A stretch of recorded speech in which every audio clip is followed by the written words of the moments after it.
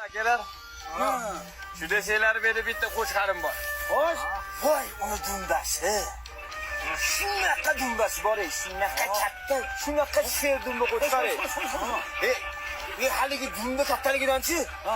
Shu og'irligini ko'tara olmasdan oldayoqlar bildiya bo'lib, odamga o'xshab yuradi, ya'ni qo'shqari bir so'z. Shunaqa dumba. Bunaqa dumba ko'rmagan. Shu ham dumbam. Ha. Ham meni qo'yimni ko'zi qop-qora. Nima bo'pti qora bo'lsa? Bu qolgan hamma yeri dumba.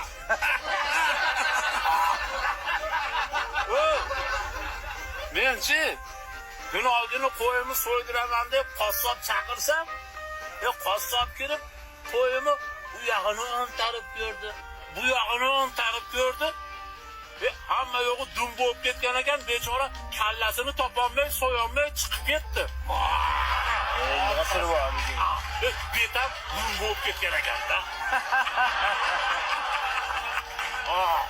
Yo, tilini chiqaruvdi bilan dumba.